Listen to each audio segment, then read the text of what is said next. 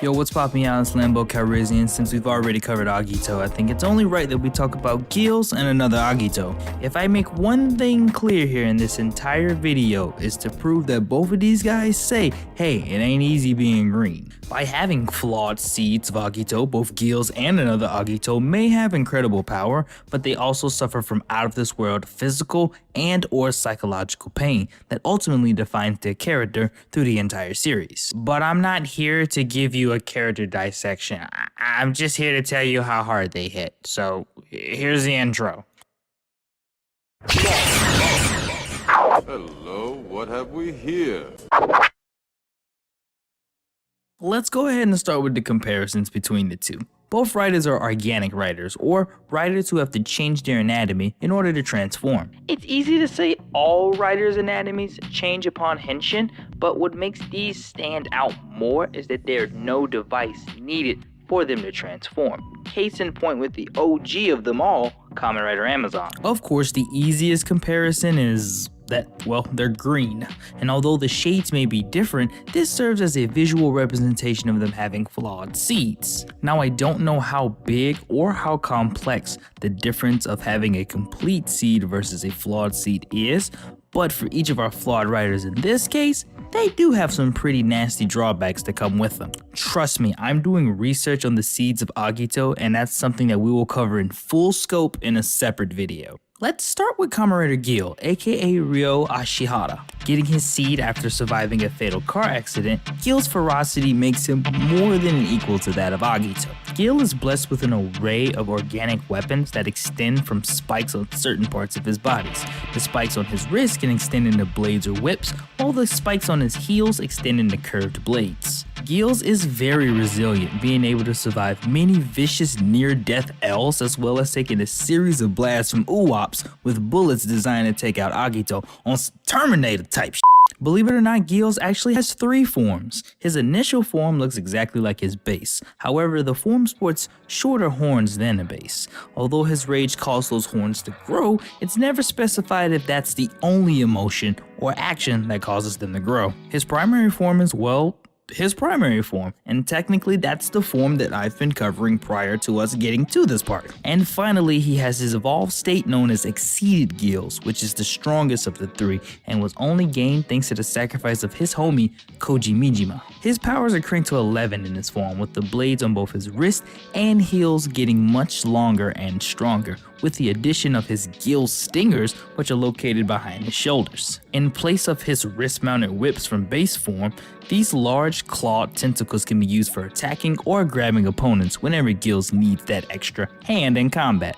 I'm sorry, that was a terrible joke. Now remember that whole drawback thing I mentioned earlier? Well, this is the part where I start talking about the drawbacks of being Kamen Rider Gills. Because he was blessed with a flawed seed, every time he transformed, his body began to break down on the cellular level. The damage got so bad, he actually put himself on a t-shirt multiple times and had to be brought back to life because of which. When he was brought back from the grave by Maya Kazuya, Gills noticed that his body was altered to the point that he no longer had that drawback.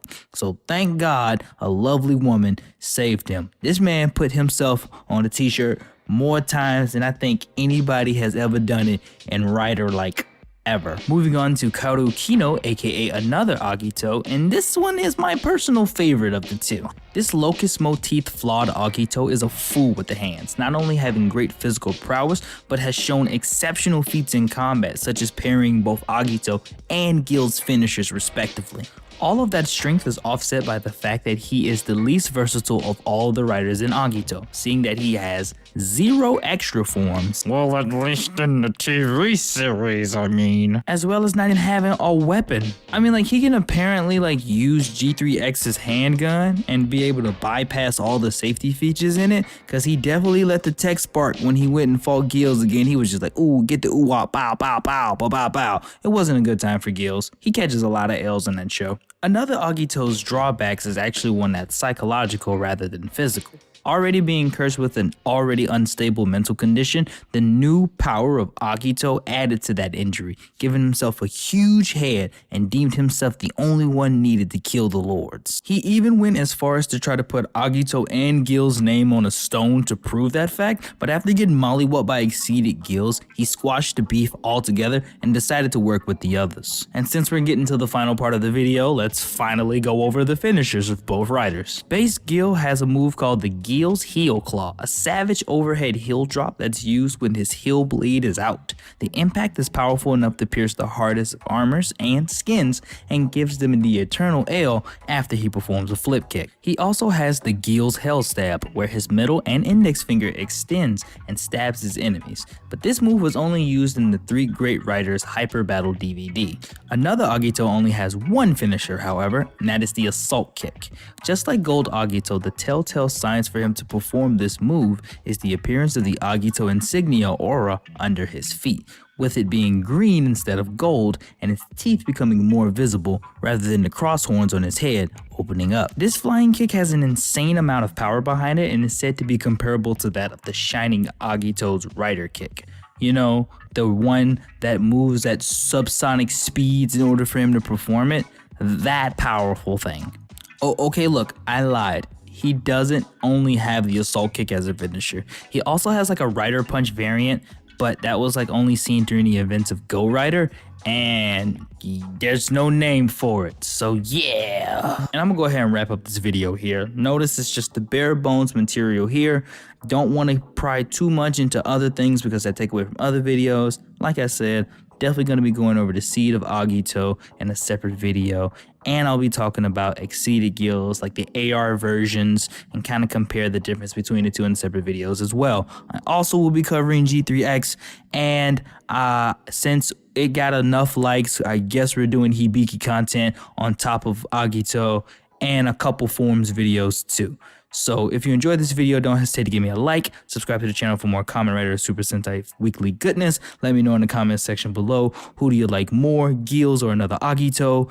You can send it to me on Twitter, throw it to me on Discord. Let's have a debate about it, man. Who would win in a fight between the two? I mean, technically, Exceeded Gills did beat, you know, another Agito in the show, but like, he's a Go Rider now, so that's a whole new equation. How powerful are the Go Riders? Let me know what you guys think in the comment section below, or send it to me on Twitter or Discord. So all this talk about green got me hungry for a salad, so I'm gonna go eat that. I'm Lambo Calrissian, reminding you guys to keep calm and toku on. Yo, I'm out of ranch.